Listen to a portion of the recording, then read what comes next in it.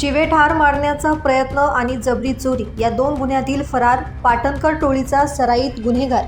श्रवण पगारे यास गुंडाविरोधी पथकाने नवी मुंबई येथून ताब्यात घेतले आहे। पोलिसांकडून मिळालेल्या माहितीनुसार 7 डिसेंबर 2025 रोजी फिर्यादी आदित्य दीपक कांबळे यास श्रवण पगारे, हर्षद पाटणकर, अजय पाटणकर यांनी फिर्यादी यांचे सासरे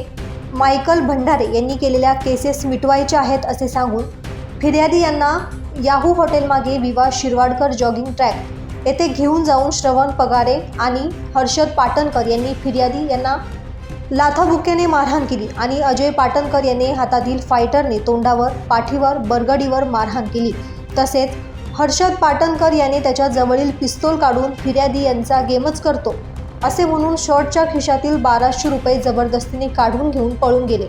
म्हणून आरोपी श्रवण पगारे, हर्षद पाटणकर, अजय पाटणकर यांच्यावर सरकारवाडा पोलीस स्टेशन येथे गुन्हा दाखल होता। या अनुषंगाने गुंडाविरोधी पथकाचे पोलीस अंमलदार घनश्याम महाले यांना माहिती मिळाली की संशयित आरोपी श्रवण पगारे हा सध्या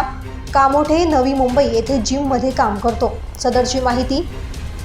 किरण कुमार चव्हाण पोलीस उपायुक्त गुन्हे आणि संदीप मिटके सहाय्यक पोलीस आयुक्त गुन्हे यांना देऊन त्यांच्या सूचना आणि मार्गदर्शनानुसार 10 डिसेंबर 2025 रोजी गुंडाविरोधी पथकाचे सहाय्यक पोलीस निरीक्षक ज्ञानेश्वर मोहिते, पोलीस अंमलदार प्रदीप ठाकरे, अक्षय गांगुर्डे, राजेश राठोड, कल्पेश जाधव, घनश्याम महाले